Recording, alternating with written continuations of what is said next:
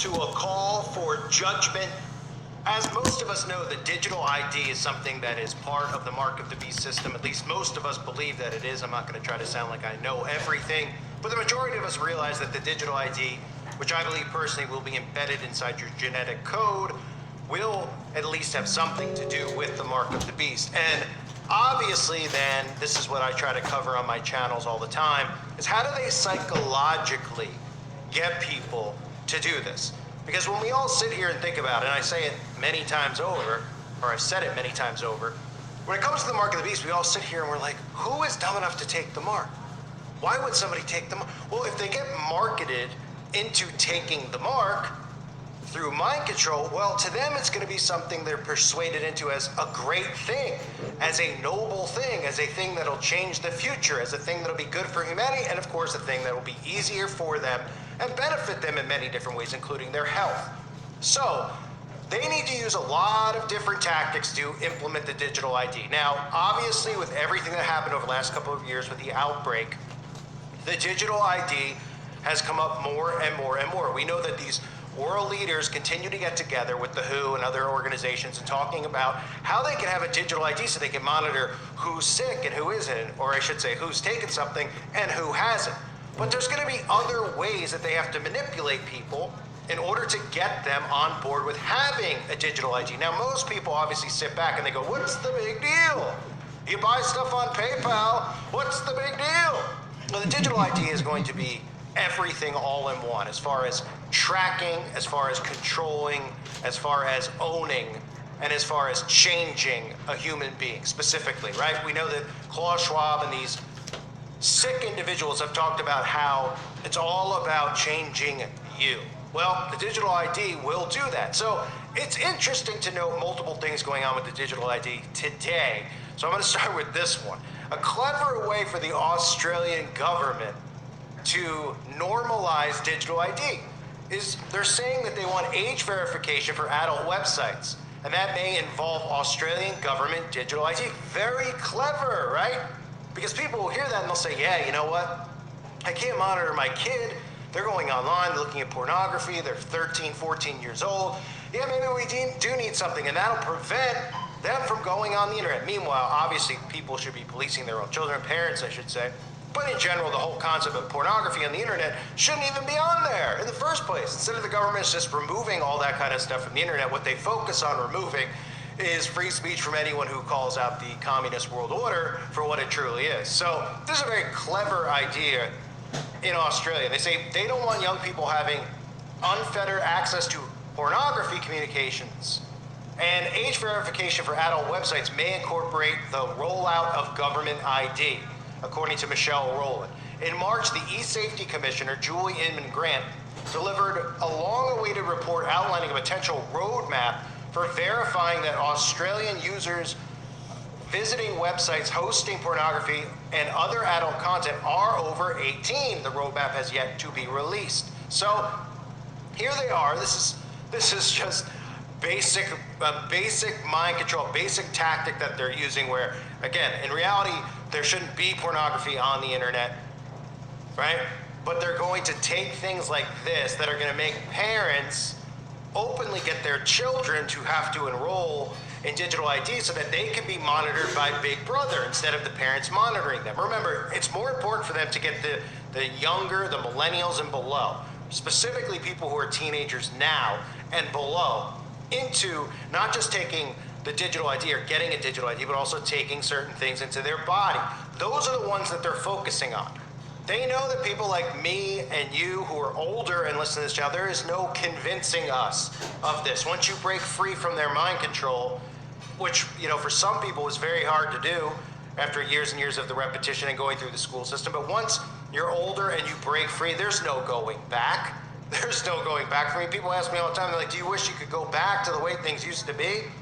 And I say no, because I don't want to live in fairy tale land. I don't want to live in a world of lies. As difficult as it is to accept and live in this nightmare, I'd rather live in this nightmare than in that fantasy land and be completely clueless like the majority of these people actually are. So they know they can't get people like me and you to take the digital ID. They know that they can't get people like me and you to go in, and they can't convince us to take a certain potion inside our bodies. They know that already. So their focus is heavy on the youth. So this is another way that parents will get their children signed up for a digital ID.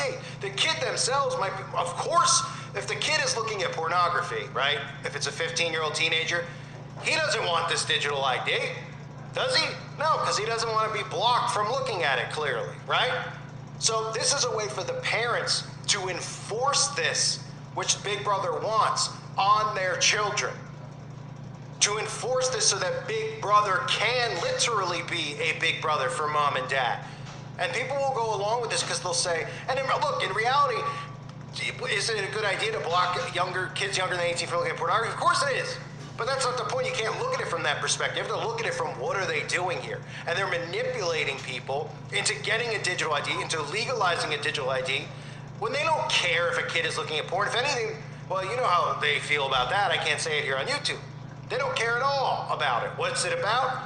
It's about thinking of ways they can manipulate families into giving control of their children to the government. Because it won't be just websites like this. It'll be more than just where they can go and what they can look at, right? Because once you have a digital footprint online, say someone in Australia is 15, they have a digital footprint online, they'll be banned from listening to, videos like this or channels like this or content like this. It goes deeper than that. It's like I always said about hate speech. People hear, oh, that's so great. And it's like, no, it's not, because once you go down that road, you open up a can that you can never go back from. Because then suddenly everything is hate speech, right? And this all started with hate speech with a certain community of people, and now look what it's filtered into. Look what it's filtered into, what you can and can't say and who you can and can't talk about, right? We're all living proof of that with the censorship we deal with. So on Tuesday, Roland said the government would release the report in the near future, but would need to determine how the government response might cover other reforms, including changes to the Privacy Act and the rollout of government digital ID. And again, it's about it. They're doing this, okay? They're changing the Privacy Acts. They need to create events in order to be able to get away with doing this stuff, right? We saw the Patriot Act. How did they get the Patriot Act passed? It would never have been passed or allowed to be passed had not that event was created on that specific date in September, right? And obviously the people had no say in that, but then they get away with it. They're like, look, it's for the betterment of the country. Don't be selfish and think about your privacy and your rights. Don't be selfish. This is what needs to be done to protect us, even though it all came from within and from Bagelville. What? That's how they do these things. So you heard him right there in that sentence. How the government could cover the other reforms, including changes to the Privacy Act, to roll out the government ID. So when people hear that, they're like, wait a minute, I don't want to change the Privacy Act. But they start saying, oh, kids are online looking at pornography. Oh, and it'll continue and filter into other things, right? Oh, we'll be able to monitor and regulate this or that. Or, children buying firearms online, all sorts of things. They'll come up with whatever they can and convince people. They'll create false flags and psyops to convince people. And again, I've talked about it for about 10 years now. One of the big things they'll do to create the digital ID is they will come up with a massive false flag where people will be frozen out of their bank accounts. People will have their bank accounts drained, and it'll probably be people like me and you, right? And they'll come out and they'll say, oh man, I'm so sorry for those people, but if we all take the digital ID, we don't have to worry about identity theft. We don't have to worry about our bank accounts getting withdrawn from or taken, all the stuff that we own taken from us.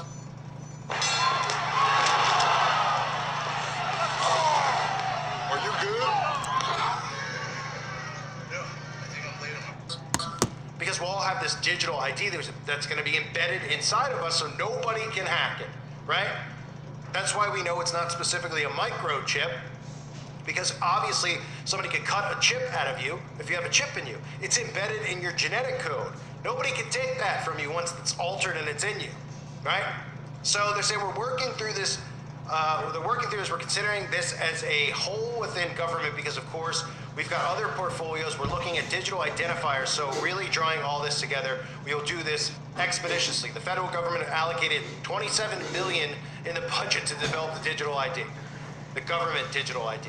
The project is likely to advance this year off the back of the Optus and Medibank data breaches and concerns about businesses holding so much personal information about customers. Critics of age verification systems say that if businesses are forced to set up their own systems that require people to share identity documents, it could lead to online honeypots and open people up to blackmail. Roland said she acknowledged people had those concerns and it was something the government was considering in its response. They said, we're in an environment in Australia where people are reticent to give over their data. We have every intention of bringing this to a conclusion and releasing the report, but we're doing it methodically and within those parameters, and we understand how important it is. We do not want young people having unfettered access to pornography. Well, then why don't you just shut off pornography on the internet? You know? Very convenient that they suddenly care about young people looking at pornography on the internet. Have they ever cared before? Of course they haven't cared. You can find, I mean, how many people have written on my channel before saying, I can't believe you're getting censored, but you can literally find pornography on YouTube, right? On this platform. I mean, it's a joke. Okay. They don't care, just like they didn't care about your benefit and your health 3 years ago. It was about certain agendas and certain goals being met. And one of these is to get the digital ID, and they'll do and say whatever they have to do to convince the masses of that. So another story that's come out today is that Italy has advanced their budget for an integration of a digital ID. The Italian government has allocated 40 million euros in the hopes of resolving a dispute involving the nation's two digital identification programs, SPID and CIE. SPID, or the Public System for Digital ID, is used by citizens to log in for online government services and managed by private companies, some of which charge for ID activation. The agreement giving life to the SPID ended last year, but had its contract with the government extended, the money would keep the SPID program functioning. The Italian government wants to fold the SPID program into CIE, which as a state ID program is controlled by Rome. So you know what that means. All roads lead to Rome, and somewhere else, a little close by. Love cream cheese. So, ladies and gentlemen, I mean, the digital ID, we thought about ways that they would market the digital ID. And again, when you think about the digital ID and how this is going to get, you know, the mind control ops that are going to come out of this, think no further than what we just went through and ways that they were tempting people into it. Come get free lap dances, get a free $100 gift card, get a free hamburger and fries, right? Companies offering all these freebies because suddenly they cared about your well-being, right? Well, same here. Suddenly the government cares about what you're looking at online because they want to protect children, of all people. They want to protect children, but they let all this other stuff go on in libraries, et cetera, et cetera. It's pretty funny. Anyone that believes the government is trying to protect kids is utterly clueless, but the majority of people are. So here they are telling you they want to protect the kids, so they're going to roll out a digital ID, which would require, and look, I was saying earlier that the parents would push this on their kids, but the government themselves may say, look, anyone under 18 needs to have a digital ID to use the internet. They could easily do that. So everyone under 18, even if they don't look at pornography, might be like, oh my gosh, or whatever. I mean, there's many ways that they can do this. So for now, they're just telling you that they want to protect kids, and they, you know, parents are obviously going to be on board with this. They're going to say, oh, that's great. Okay, yep, my kid's got to have it. Then I don't have to literally go through their computer or watch what they're doing or ask them questions about what they're looking at. Big Brother could do it for me, and all the people out there to trust, it's Big Brother. Right? Oh boy. I thank everybody for being here. I hope you're all doing well. I hope to see more people on the website. I can't say the name of the website, but ask around. You might be able to find it. And again, share this type of information if you can. At the very least, please make sure you thumbs up the videos. I've never used to ask in the past because I never really needed to. Everybody used to thumbs them up, but I've lost so many subscribers. With so much content I've lost, it's pretty sick, but it's just one way you can help the channel is by thumbsing it up and making sure you subscribe. So please do those things now if you can. I thank you for being here. God bless all of you and your families.